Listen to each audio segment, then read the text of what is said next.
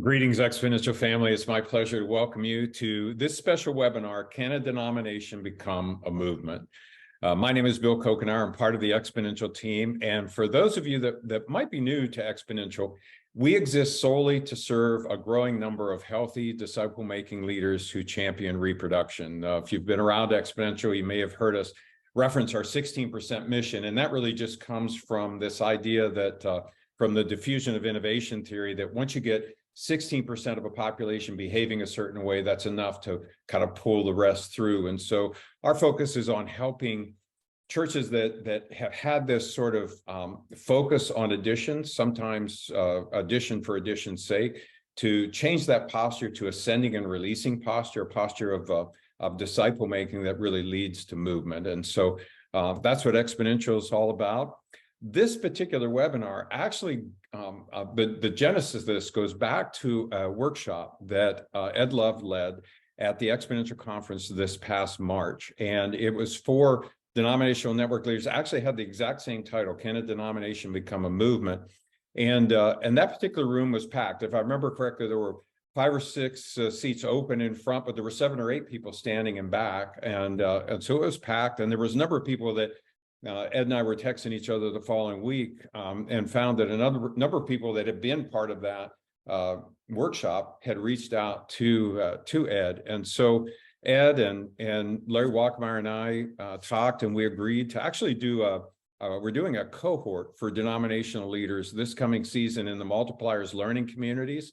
And we actually do have just a few spots left in that learning community. Jason will put the link in chat there if you're interested. But that cohort's limited to 25 people. So we wanted to do a webinar as well. And it's my honor to be here with 2 people that are among the foremost leaders of disciple-making based kingdom multiplication in the West. They have experience at leading multiplication on the local level, regional level, and now national level. So I just want to welcome Dr. Ed Love and Dr. Larry Walkemeyer. Welcome, guys. Good to have you here. That's great to be here. Great to be with you, Bill. Yeah, I enjoy this. We're friends, and this is actually kind of fun for us. If we were in the same location, which we're not, we're spread out across the country. Some of us not even in the continental U.S. right now, but we'd be doing this over coffee. But for those of you that don't know, Ed is currently the executive director for church multiplication and discipleship for the Wesleyan Church. He's planted 2 multiplying churches, dotted multiple church plants, developed a church planting network, and has provided coaching, training, and resources for planters. And Ed and his wife, Emily, live in Muncie, Indiana, with their 3 kids, Jenna, Josiah, and Micah. And Larry serves as a strategic catalyst for multiplication for the Free Methodist Church and is also on their executive leadership team. He also serves on the executive committee for the Board of Trustees at Azusa Pacific University. He's the global pastor for Light and Life Fellowship, which is in Long Beach. It's a multi-ethnic urban church that's also a multiplying church, with having planted nationally and globally. Larry's also the director of equipping and spiritual engagement for us, for Exponential. So we're blessed by Larry's insights every week at our prayer gatherings on Friday mornings. I'm grateful for that. But so both of these guys you see have led multiplying churches. They both hold doctorates. They both teach multiplication courses at seminaries. They're both avid outdoorsmen and deeply love their families. But I'm grateful to be able to call both of them friends, or as Patrick O'Neill says, friends on mission. So guys, it really is an honor to be with you, and I'm grateful for you. As we go through this conversation too, if you have questions, go ahead and put those in chat, and Jason will get those to us, and we'll try to work those into our conversation here today. We want this to serve you as well. But hey, before we get to the question, can a denomination become a movement? If you don't mind, just a little bit of your story so people understand where you're coming from, kind of how you came to faith and vocational ministry. Maybe Ed, if you kind of kick it off with that question. Yeah, sure. Well, I really, came to faith at a pretty young age, grew up in the church. So I had that influence, made my faith my own when I was kind of a later teenage young lad, 17, after my rebellious days. And I finally surrendered my life to Christ. And then it was at the same time I got called into what became known to me as ministry. I didn't know what it was. I just felt this deep calling to help, build the church. I mean, that was it. And I didn't know what that would look like. And so I just started out and just started making disciples, working with young people. I was pretty young at the time, so that's, the only person who would listen to me. And that just led in one thing after another. And eventually, youth ministry led me down the track of church planting. And then all the things that have happened since then have just been a real joy in ministry. I just look back and I'm so grateful for all the different experiences I've had. And, even my church planting time period, which isn't necessarily over, but it was one of those things where, I early on, and this was back when exponential wasn't much of a thing, right? You would have been helpful, like some years ago. Where were you, Bill? But I had to stumble around and find resources and talk, just trying to find a book on church planting wasn't all that easy. But I heard Ed Stetzer say somewhere, if you want to be a church planting church, a multiplying church, you need to activate that strategy by year 3, at least. He said by year 3. If you don't do it by then, the DNA of your church is going to be set for what we would call level 3 now. And you'd be focused on addition only. And so, we set out from the beginning, with our first church plant, to be a church planting church. And it's a joy to even watch that church community still multiplying today in some incredible ways. And so, I look back and it's just so neat to see all those people that have been influenced and are still, I just got to celebrate with another person who was sent out to go plant another church. I didn't have much to do with it, but it's just like it just keeps happening, and that's just one of the greatest joys in ministry. I love that. I mean, that's the whole multiplication. I mean, that's what's behind this idea of planting churches that plant churches, the disciples who make disciples. And so you were essentially level 4, level 5 mindset right from the beginning, which is kind of cool. Larry, I know a little bit of your story. You had more of a conversion to from level 3 thinking to level 4 or 5. But yeah, share a little bit of your how you came to faith, vocational ministry, and then talk a little bit about that conversion. Sure. And I'm surprised you had me go second, because age before beauty, Bill. I'm catching up with you, Larry. I'm catching up. No, man, you're not close. But hey, yeah, I love being with Ed and Bill any chance I get. I grew up in a Christian home. My daddy died when I was 2. My single mom loved Jesus. I got saved when I was 8, baptized when I was 10, called into ministry as a vocation when I was 12, became a youth pastor when I was 18, thought I'd always be a youth pastor. And God then moved me after 11 years into being the lead pastor. And in North Long Beach, at a little handful of white people in a very diverse neighborhood next to Compton, California, if you know Compton. And man, they were just trying to keep the doors open. There's a whole story there about how God moved us from a monoethnic church to a multi-ethnic church, and just so many miracles answered to prayer. I didn't know what the heck I was doing. I'd never been a pastor before. And but the Lord was just so faithful. And so we grew really rapidly. You want me to just go on into the multiplication part? Yeah, talk about, because Okay. I think that your story of conversion, even the image God gave you, I think is because we do see a lot where people are, and we're finding more and more, like in Ed's case, which was really unusual back then. We are seeing more and more now where people are sort of the level 4, level 5 thinking.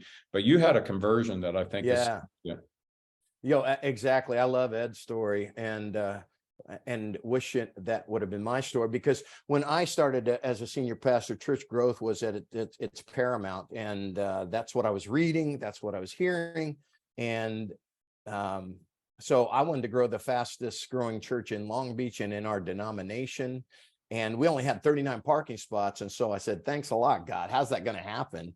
But God did amazing stuff, and we became the fastest growing church in our denomination, got the award. And then we were going to have to move because we only had 39 parking spots, running 1,000 people. And so my wife and I went away. She, being the more spiritual one, said, honey, we need to go away for a week and fast and pray. And so we did. And it was during that time when I was so set on relocating and becoming a mega church and being this big deal thing, that God spoke to both of us separately from Ezekiel 47 as we were fasting and praying, and showed us that we had been a lake church where people flowed into one place and we kept everybody in. But in Ezekiel 47, you see the temple, and you see a trickle that comes out of the temple that becomes a brook, that becomes a stream, that becomes a mighty river. And it says, where the river flows, everything will live. And the Lord was saying to us, hey, I want you to stay put and not become a bigger lake, but become this river where people come in and then they flow out. And it might start small at first. Multiplication always does, but it will become a mighty river that brings life to so many different places. So we came back and with that multiplication vision and tried to get started on that. Yeah, so I didn't think about this till you get hearing you guys talk. But if you think about, and those of you you're hearing kind of level 4, level 5, that sort of thing. We talk about there being 5 levels of churches. Level 1 is subtraction. Level 2 is plateaued. Level 3 is adding. Those are the churches. That's typically what we've championed. That's why you have the 100 largest, 100 fastest growing, because that's been kind of the primary scorecard. But we look at level 4 is where that primary scorecard is shifted from addition, accumulation to sending and releasing. It's not that you don't still measure how many are there on a weekend gathering or the money that's coming in, but your primary metric of success is around sending and releasing. And that moves you to level 4. Level 5 and that's reproducing. Level 5, what we call multiplying. And one way to think about that is just sort of reproduction to the 4th generation. But you see here where it doesn't have to be linear. So in Ed's story, what you're seeing is that, starting out with a level 4, level 5 mindset right from the beginning, you've got a better chance of getting there going straight for level 4, level 5 than trying to go through level 3. In Larry's story, you hear the attractiveness of level 3 and then actually the conversion. And literally, I've heard of pastors repenting, not in because of disobedience, but just of learning more about God and multiplication. So anyway, that's the background of the levels.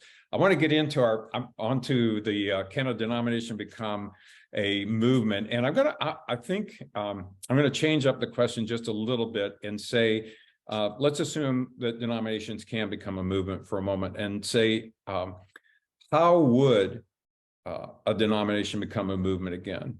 What are the fundamental changes that they need to make? Maybe what they would have to start, what they would have to stop, what they would have to revise, as you guys have thought about denominations becoming a movement, and you're both in the roles in your denomination to consider this exact question. What are some of the things that have come to mind? Whoever would like to go first. Well, Ed's been doing this a lot longer, and so we'll take beauty before age. Wow. Thanks, Larry. Well, it's a big question, right? Yeah. And even this question of can a denomination become a movement again? I asked that question in our seminar down there at Exponential Orlando this past year. And it was like, everyone was like, I was like, raise your hands if you think a denomination can become a movement. I was like, no one wanted to raise their hand, but then they all want to, like, I wouldn't be in this if I didn't think it was possible.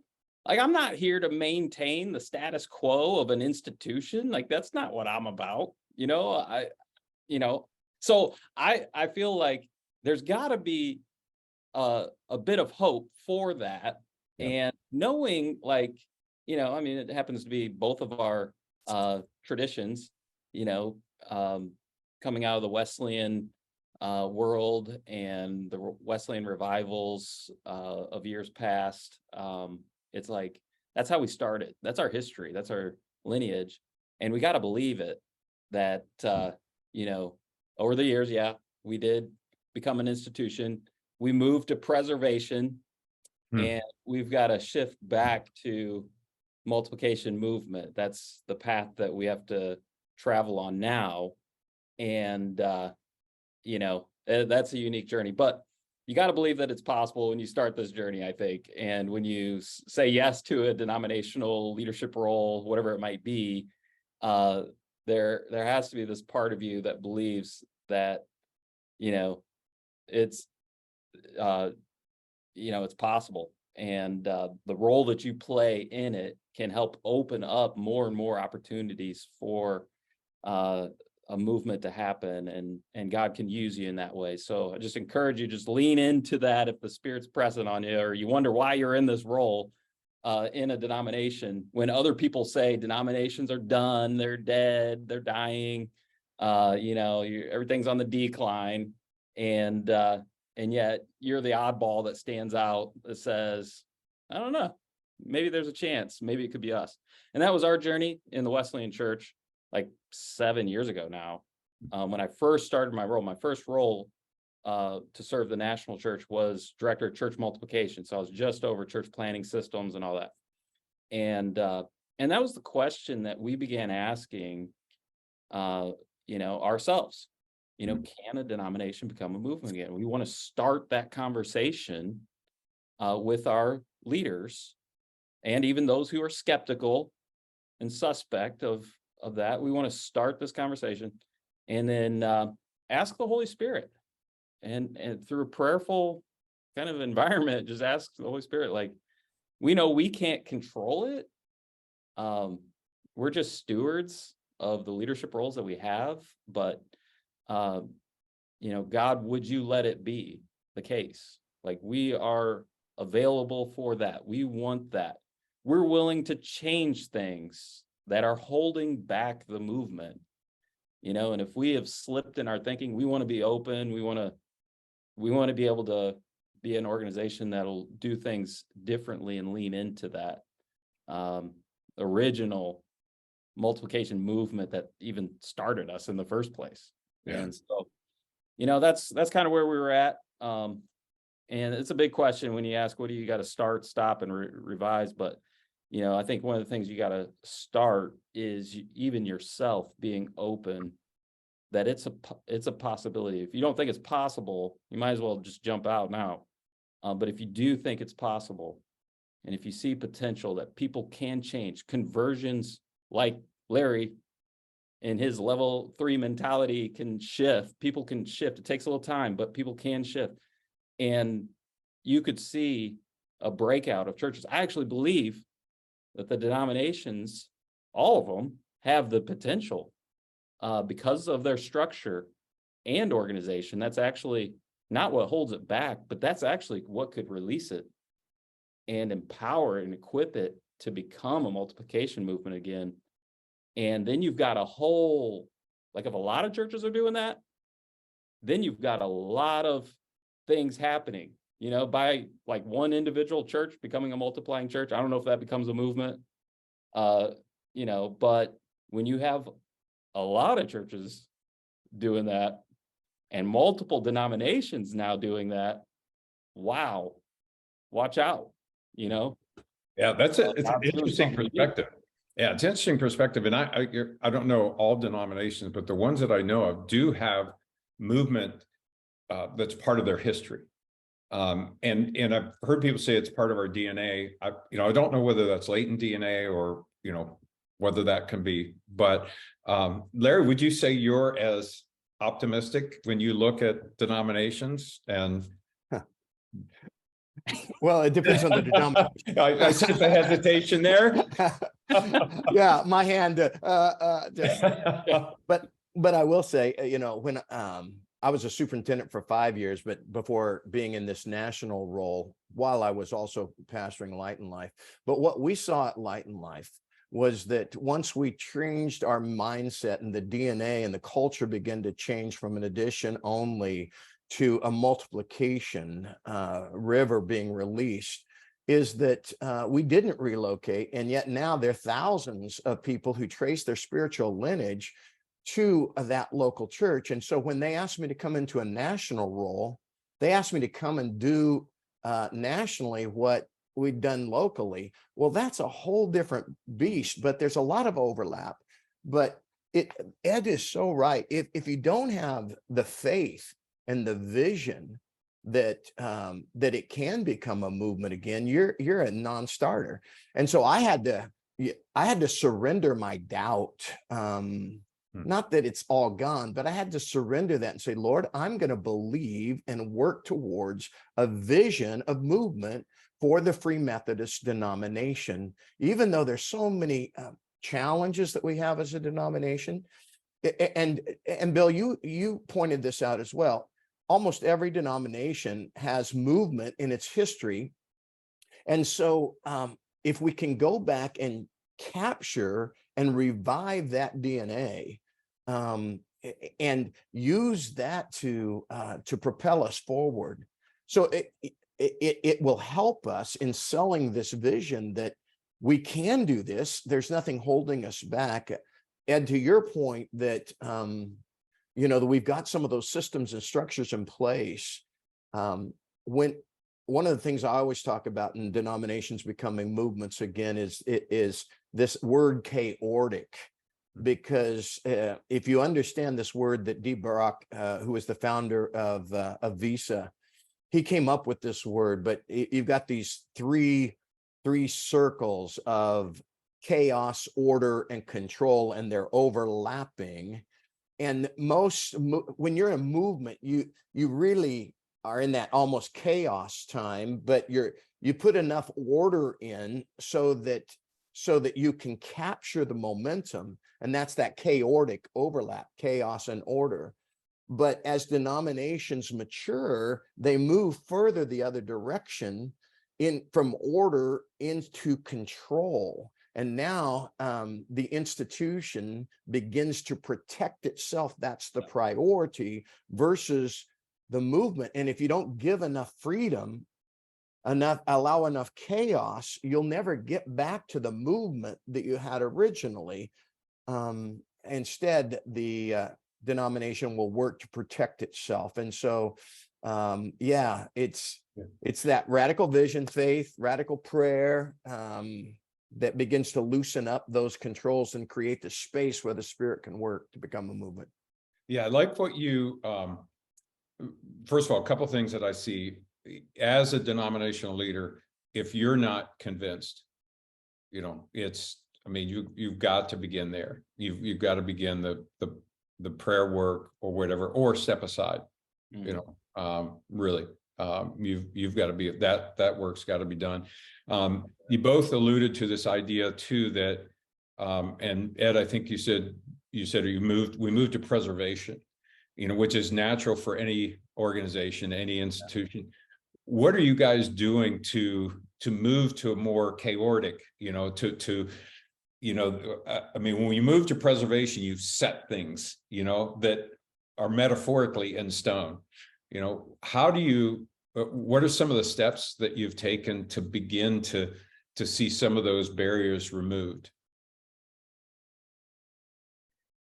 Yeah, well, there's a lot of things involved in that, right? But I would see this as kind of two things have to happen at the same time.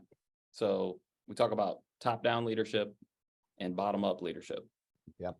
And a movement's not going to happen with just the bottom up nor the top down, right? And so it's when both of those work together and are coming together and both see value and purpose and benefit in the relationship together, then we can get somewhere and start moving together in the right direction towards multiplication movement. When you have your top leaders and maybe you are a top leader, when your top leader, your generals are casting this vision, believing in it, funding it, doing everything possible to see, multipliers being released, having the tough conversations, having the financial conversation, all that, when they're willing to step out. And I do think, those top leaders do got to take a first step, right? Can't wait for everyone else. You got to be the Moses. You got to step out in faith, and you're going to see people just start bubbling up all over. I mean, we've seen it over the past 7 years in the Wesleyan Church, people just popping up who God's been working on them, and they just wanted the environment to become a multiplying church. That's all they wanted. They just, they want permission. They want someone to say, it's okay, please go. Like, we believe in you. We trust you. So like, you're going to have support, but it does taking that first step. I think you got to just jump out and be willing to do that.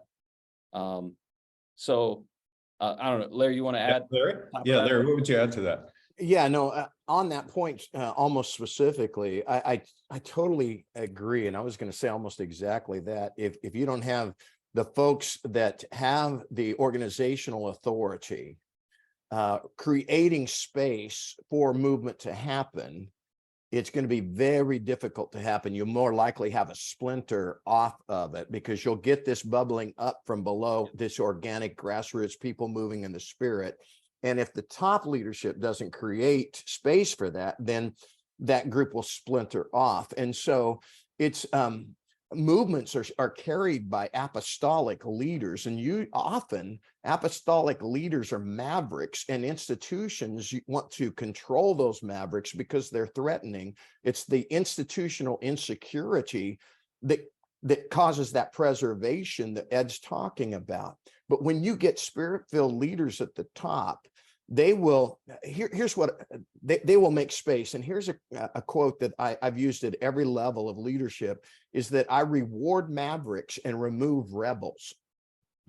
Rebels are just out to deconstruct, to destroy, to push against. But mavericks are out to push ahead, but in innovative and creative ways that aren't always welcome by the top brass. And so the more that these leaders can create that space and reward the mavericks, the more, usually who are the apostolic leaders, the more chance you have for that movement to begin to burgeon forth. And so, yeah, I think you're exactly right. I can say more. It's interesting that you say that, because I mean, this conversation is fun for me because none of this is really scripted. I didn't know for sure where you guys were going to go, but just in thinking about what you said there, I feel like I've told Ed you this before, I feel like God's given me a 50-yard line seat to watch what he's doing in the Wesleyan Church. And I think I've seen exactly that, where you see the top leaders and top,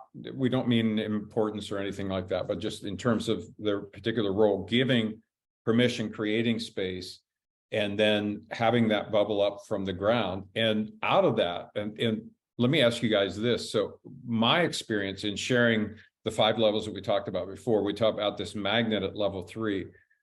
I've had so many pastors come out to me and say, you gave words to the angst that I was feeling, and which says to me that God is talking to, God's birthing this already in people. And so creating space is naturally allowing what God is already birthing. Like, would you guys agree with that? I may be alone in that, it's not absolutely. Yeah, that's I think the feeling, especially in those apostolic multipliers, that's what they sense, and they want to be a part of that. They want to contribute. They really do. I think most people, there's always some rebels out there that, I'm not sure what they're up to. They get some sort of kick out of messing things up or something. But most people and leaders that even are apostolic in nature, they want to be a part of a larger network. They want to be they even want to help resource other churches. And that's the great advantage of part of being a part of a network of churches, is like you actually can, raise up leaders who help resource the movement. And that's a great joy. So there's other roles that they can start to play and really using their apostolic giftings. When we set out and had some of these conversations, we pulled together a meeting. We called it Unleashed. It was not really a conference, but we were just pulling together 100 apostolic multipliers who are already leaning into that thought, or we knew like they had some sort of inclination to be a part of this discussion, right? And so those churches of all sizes, all groups, it was very diverse, but we wanted to have that conversation. And in the end, it was beautiful. But we did have a moment where we had to clarify, what, if we lean in, it's going to be messy. Like movement is messy. John Wesley would have said that. He didn't really even know what he was creating at the time, but it was a mess. And you got to be okay with that at some level. But there was two values that we began speaking about. We still talk about them today that hold us together in this. And the two values were big relationships and mutual voluntary submission. We're going to do those two things, even though we're going to go through a process of transition, and there's going to be some tough conversations. There's going to be some give and take, and we got to work those things out. Everyone's got to discover their roles that they have to play in a multiplication movement. And so that was healthy for us. Felt like it allowed us, to have tough conversations and eventually move us along. But we're going to stay together. Like, we're family in this. Like, we don't break up, just because it gets a little tough on us or we don't get what we want. It's like, we're going to stick it through. We're going to see the we got a long-term vision. And that's been really healthy for us, I think, as a denomination, because it's going to happen, messy things. People start stuff. That's what happens. And then you don't know what to do with it. It's just like, and that's a big discussion. Maybe we talk about a little bit later, how denominations actually, support networks, church planting networks. And because that's what started, you like release these apostolic leaders, and apostolic leaders, they don't see their community like that they're in. Like, they see a region, they see, a country. I mean, they think so much more broadly. That's why they're frustrated in a local church. Apostolic leaders are frustrated being a lead pastor in a local church. Like, they have to have a broader ministry. And, when they get released, they start doing stuff. And then it's like, then they start making decisions. And then they start, sending church planners. Wait, did we approve that church planner? Like, did they go through our stuff? Do we know what they're doing? You lose control. And so I think that's the big piece for denominational leaders. It's a process you got to go through. But if you can keep those two values together, I think, you can handle the messiness in a healthy way and keep moving forward. Does that make sense? Yeah, that makes sense. Larry, I'm going to come to you. We got a couple of questions on disciple making, the disciple making piece of it. Just before I do, though, we've had a couple of people ask about the 5 levels, and Jason can put a link in there, but I just wanted to share real quickly. We talk about level 1 being subtracting, level 2 plateaued, level 3. This is what we typically have championed in the church in the West, that it's all about growing a church, and sometimes it becomes addition for addition's sake, and more often than not, more often than we should, we create more consumers of goods and Christian goods and services, and we do actual disciples.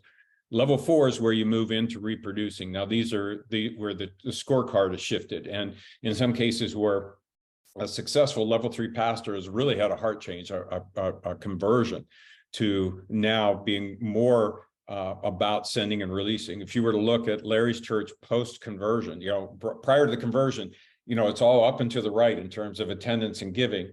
After that, it kind of looks like this, because they're literally giving 10 to 20% of their people away, and 10 to 20% of their of the income of the church away to be able to send and release. And then level 5 are what we call multiplying, and it really is where it becomes just part of the DNA. Ralph Moore is sort of our poster child for this, where they planted 74 churches out of the Stream of Hope Chapel. And 7 years ago, when he came to Exponential, they looked at those 70 and who you planted and who you planted and who you planted, and found 2,322 churches that tied their roots back to those original churches, original 70-some churches. So that's what we're talking about in the 5 levels. And yeah, I just wanted to get that to you. So another question that we have, Larry, if you like, if all movements have roots, you've got to have, there's got to be a core to what we're giving our life to, and disciple making is, that was, we look at the way Jesus made disciples. 74% of his time, at least in what we have cataloged for us in the Gospels, spent 74% of his time with some iteration of the 12.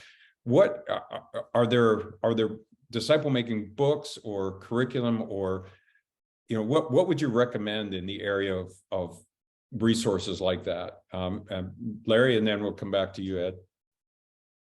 Yeah, if disciple making isn't the foundation of multiplication, you're on shaky ground just trying to plant churches, because when you give your primary attention to creating disciples who make disciples, then every believer is called to do that.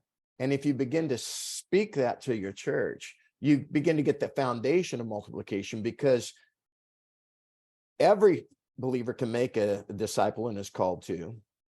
And then out of those disciples that are being made, leaders arise. And many of those disciples can lead gatherings, small group gatherings in churches. And then some of those leaders, or many of those leaders, can go and plant churches. And so that's why I just say, if you don't start with multiplication at the individual disciple making, personal relationship, obedient disciple making, you won't have the really the firm foundation for ongoing long-term church multiplication. If you just want to start organizations, that's different. That's not the model that Jesus gave us. And so in terms of the actual curriculum, for me, there's never been just one curriculum that I use in my personal disciple making. So we at Light and Life, we talk about indirect disciple making and direct disciple making. And indirect disciple making is like small groups, which are wonderful, preaching, which helps make disciples, but it's indirect. And the church is majored in indirect disciple making, and it's really hard. That's really an addition model of disciple making, because it's hard to multiply that. But when you get Vinicio and Greg and start pouring into them personally with the goal of them doing the same with somebody else within a year or 18 months, well, now you start this chain reaction of multiplication. And so for us and our staff, we started with our staff and just spent a year and a half just in the Word of God on the topic of discipleship, radical prayer together, and who are we investing in, and started the multiplication chain that way, and just continued to roll it out, where the scripture is our primary curriculum. Not books are good. I mean, there's a great one that we use sometimes. The Disciple Maker's Handbook, Bobby Harrington and is it Josh Patrick? But we use that. It's a good, simple one, but that's really not our curriculum. Yeah, what I hear you saying, and I really like that direct, indirect, because for a long time, the church has primarily done the indirect and said we're making disciples. And, just making a disciple maker meant teaching someone to teach the class, that was indirect. Again, not saying that's bad. That's just not Jesus' way of disciple making. And so, getting back to the sort of the Jesus way of disciple making, what I'm hearing you say is it's the actual curriculum is less important than it is the relational. In fact, Ed, I like you guys, the Wesleyan Church you've got kind of a filter, like holistic, relational, lifelong. If I remember correctly, there are like 5 that so you're not prescribing a particular disciple making tool, but you're saying, hey, it ought to meet these, as long as it meets those kinds of things. Tell us a little bit about that. Oh yeah. Well, I think, for us, we aren't prescriptive. We're gonna work with each church on the particular types of resources that they need. Everybody's got different resource points. Some people like to create their own stuff. Some people like to tap into other, outsourcing type organizations or a certain way of thought. So you're always going to have that. So we created, the 5 prompts for us, and that's been a helpful resource. I feel like it's really just kind of said, every discipleship system and model needs to have these components. So for us, it's intentional, it's relational, it's holistic, it's multiplying, and it's lifelong. So that's kind of defined the value set for us, I think, in discipleship models. And we're going to see all kinds of different variations, and we're very much okay with that. Just like we're okay with all kinds of different church planning models. We're going to agree on the end result. That's the Great Commission. Jesus called us to make disciples, baptize people, teach them to obey his way, and we're going to do that. But how it gets done, there's a lot of different ways and approaches. So I feel like, we try to resource people within our church. Like, here's a lot of different options. We do have several kind of niche groups and organizations that do serve our church in that way and try to help them. So there's a lot of good resources out there. If I could mention one resource, probably at the denominational level, it might be a little bit more relevant than just like for the local church. It's still great for the local church, but this book here, Marks of a Movement, my friend Winfield Bevins wrote this, and this was an exponential resource. We kind of did a Wesleyan Church thing with it too. And I wrote the assessment that's for the local church in here.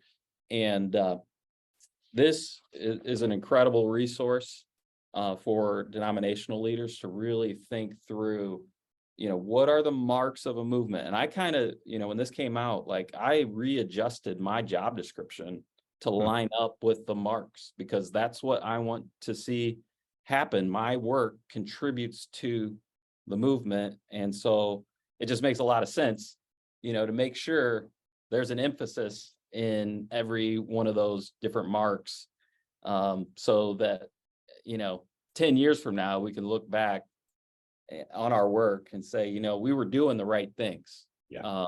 I feel like that's what I'm held accountable for, That's really good. Yeah, that's really good. A helpful book. Yeah, well, Jason just put a link in the chat too. If you're interested, you can download that for free at the link that Jason put in there. And I love that. And part of what I'm seeing and hearing too is you're making disciples, and as they live into their calling too. Now, what we've seen, and Larry, you kind of alluded to this, that they begin to start to do some things, and then they begin, and I know this because I've had this conversation with both of you in the past, that you start to see things that you're like, that kind of looks like that might be a church.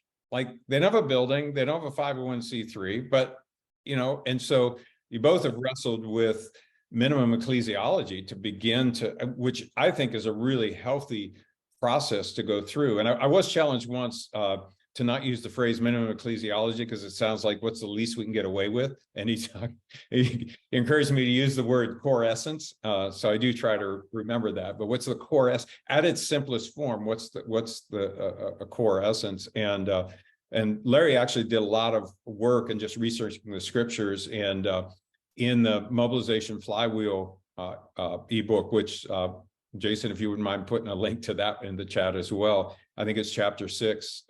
Larry talks about that as well. But yeah, Larry, maybe just a little bit on minimum ecclesiology, just in kind of where how you discovered that. Yeah, no, I think the essential ecclesiology has to be a very in-depth conversation that denominations have, because what happens over time is that layers of church polity get put on top of essential ecclesiology, and the more layers a denomination puts on it, you've got the original movement, but then you begin to set these different bars that a person has to attain to before they can really be released into the fullness of ministry. And every one of those layers you put on just work against movement. And so to get down to what your denomination feels like is that essential ecclesiology, that is paramount. It's essential that you do that. And so I know Ed's done that with the Wesleyans. We have our general conference, and myself and another individual have written a new essential ecclesiology for our denomination. Because we're trying to, you can set the bar too low. And the other resource I might from Exponential that Todd Wilson and I wrote together is the Made for More visual guide. And in that Made for More visual guide, we talk about the fact that you can either set the bar too low and you have a gathering that really doesn't meet the definition of a healthy New Testament church. But usually the problem is we set the bar too high and then we just squash movement. And so, yeah, defining that is another way that it's important for denominational leadership to lead forward to empower more people. And movements, almost every denomination was fueled not just by the clergy, but by the empowerment of the priesthood of all believers. And so we're not going to get movement until, in my opinion, in any denomination, until we learn how to empower everyday believers into their ordinary mission fields. And these everyday missionaries just begin to make disciples where they live, work, study, and play, and feel like, oh my gosh, I can actually take a gathering, and many of those can plant a church out of it. And if those definitions of church, the further we go, I'm getting on a soapbox just for a second here, because I live in a city of 500,000 people, and there hasn't been one new church building in 31 years, and only 3 conditional use permits for church warehouses to be made into church, that kind of thing. And we don't have one mega church in our city. I'm telling you, unless we have new models of church planting, we're not going to have movements, because the buildings are gone, the parking's gone. You're not going to get those traditional 300-person churches, which we kind of set as the goal in our mind. So, yeah, I appreciate you mentioning that. That mobilization flywheel, I think, is one of, if not the most powerful free resources that we have. And it's a visual guide. It's more visual than it is words, but yeah, how it follows through that and and touches on minimum ecclesiology, because now what is it that we're actually releasing? And Ed, I hope I'm not sharing something I shouldn't, but I remember when you were drafting your minimum ecclesiology, your comment to me in the email was, according to this, we have some churches we call churches that aren't churches. And so but that, I mean, it's a healthy thing to begin to pursue. Yeah, absolutely. And we wrote an article, I think we can post that on the chat here. We wrote an article called "What's a Church?" and our general superintendent was behind that. And, we had a lot of discussions, a lot of different levels of the church, but we wanted to define that more clearly. And, it wasn't all that hard, really. it's just like you got to break through. I think it's harder to break through people's mental models of what they believe church is rather than actually what's on the books, So, or in your whatever you call your bylaws or policy, we call it the discipline that kind of bounds us together through that. But yeah, we had to work through that and redefine it. And we use the term essential ecclesiology. Felt helpful for us to just boil it down and then, allow some new expressions of faith communities to take shape. And some, to be honest, there were some things that were started that probably they could be like, they're great ministries or outreaches. They could be a great church if all they have to do is maybe add a couple components to, bring the fullness of the kingdom into that environment, and it wouldn't be that difficult. So the resources that we've created for that kind of help people on that journey, if that's the case. Now, some people are just happy. It's a ministry, it's an outreach. They're not trying to make it a church. They don't care. That's good. But there are some situations I think all they got to do is take a couple pretty simple next steps, and it's actually, like we acknowledge it as a fully functional church, and we're excited about it. And it doesn't mean there aren't things like you can have your essential ecclesiology. It doesn't mean there aren't good things that you can add to that, like a building. Yeah, building does not, it's not part of an essential ecclesiology, but they can be really helpful at times, not always, but they can be really helpful at times. Yeah. You started to press in on the future, and I want to go with that. So in my role at Exponential, I talked to a lot of denominational leaders, and over the last couple of years, even before COVID, but especially during and since COVID, the comment was this, and kind of in baseball language, it was, we relied on free agency for church planting for so long, we never developed our own farm system. So another way to say it is, we don't have a leadership pipeline. Could you guys kind of speak into that? Mary, maybe Larry, you first, just when you think about leadership pipeline, what are some of the things that come to mind? Yeah, I think when you really have a culture of disciple making, and then you marry that with leadership identification. In other words, you're getting that basic of I'm helping someone become an obedient follower of Jesus Christ that wants to do the same with others. Now you've got, again, that foundation for identifying leaders out of that. And when you have a multiplication mindset, and especially once that gets going and you're sending out leaders, all of a sudden leadership begins to bubble up. And Ed mentioned this earlier. They just begin to bubble up because it's no longer the same people doing the same thing, because you cast this vision to send, to mobilize, to not just together. And so you've got new spaces being created all the time, and you're identifying these leaders. And one of the key things that we did was we fasted and prayed for leaders all the time, because with our model sending out as much as 25% of our church, we were always having to raise up new leaders. And so that fasting and praying, that having an identifiable pathway for leadership, because not only were we making disciples, we had a journey called Courageous Leaders. And it was, again, it wasn't curriculum based, but we used different books that we brought in, depending on the group that we were raising up. But yeah, I think it's, people keep wanting, I just turned over our church after 31 years to two guys that were saved and discipled in our ministry, and then went on staff until now they're co-leaders of our church. And what happened with them is they kept seeing potential beyond themselves, openings, and you speak into that, encourage that, and it begins to create that pipeline. Versus in our denomination, it's been the superintendent has to go and find the next pastor of the church. Well, there's no pressure on the lead pastor to raise up leaders, because that's a superintendent's job. So anyway.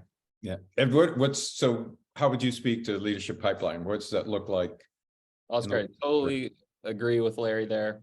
Great perspective. And, we're constantly, just the paradigm shift, I think, that takes place when you move from level 3 to level 4 or 5 is you recognize your responsibility for raising up your sons and daughters in the faith, your leaders, your church planners. And so I tell people it's probably an 80-20 principle. There's probably, spend 20% of your energy maybe looking for the floaters and trying to connect people to your thing, but spend 80%, the bulk of your energy, raising up your disciples and leaders, and you're going to have the most success with them, and you're going to have the most fun with them.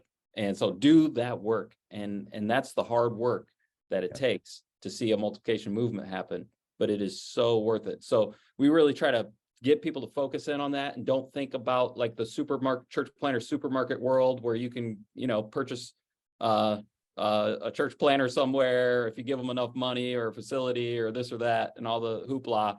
But raise your people up and let God do something unique. One of the resources that we did create for the church was called Live Sent. It's like a 5-week calling lab experience that churches can implement different ways in their church, to have an ongoing calling lab type experience where they can discover their calling, how they're wired up, what their giftings are, and then starting to see signals where like, oh, that person may have, some Ephesians 4 leadership gifts that we need to lean into. We need to develop and disciple that person towards that and help them take their next step in their calling. And so I think that really has helped the church begin to recognize it's my responsibility to develop my leaders. And there's no little miraculous little world out there that exists, of church planners sitting in a building just waiting to be tapped, Yeah. like, no, you gotta go create them and go after it. So well, this has been good. And I didn't even get to a third of the questions that I had for you here. I do have one other question that I have for both of you. Just before that, though, we mentioned the learning community that these guys are going to be leading. We'll have I think Jason will put up a link, and then also you can see it there. With the first gathering, it's a day and a half with Ethos Church in Nashville in November.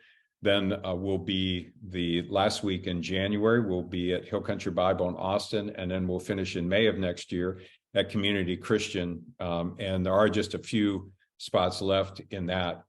If you're interested in that, love to have you join, but you probably got to join pretty quickly if you are interested in that. Guys, something else that became, I want to kind of close with this question. So I had an experience with the learning communities a couple of months ago that revealed to me the breadth of the brokenness with vocational pastors. I'm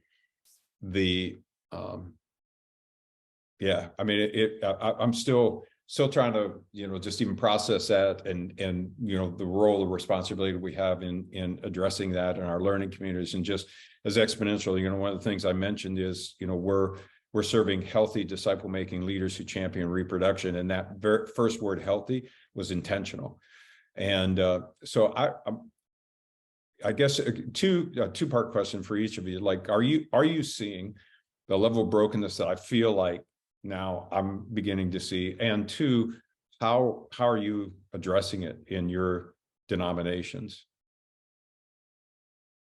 So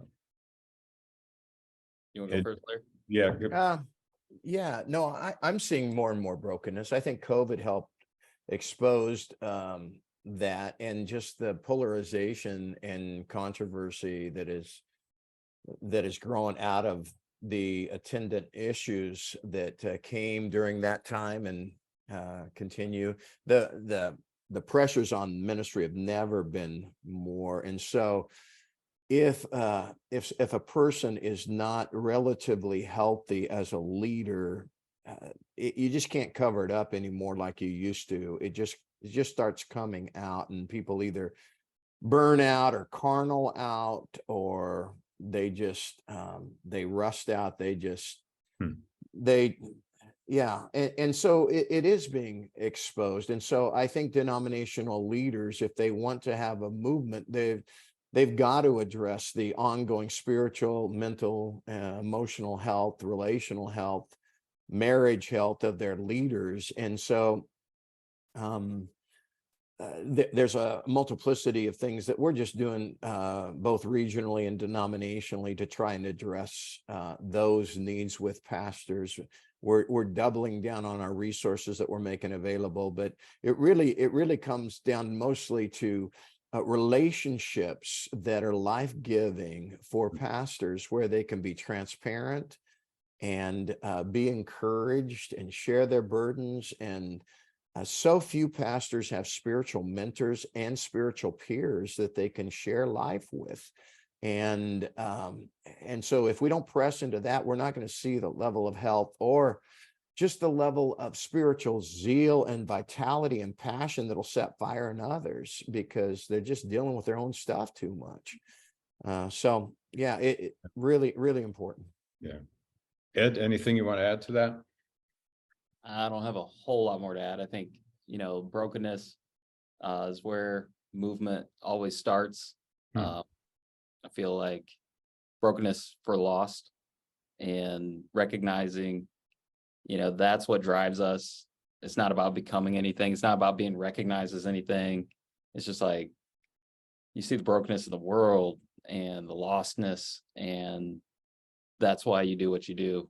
That's why you keep having this conversation, keep asking the question, can a denomination become a movement? Because there are people who are so far from God. I've got friends that, it doesn't make sense at all.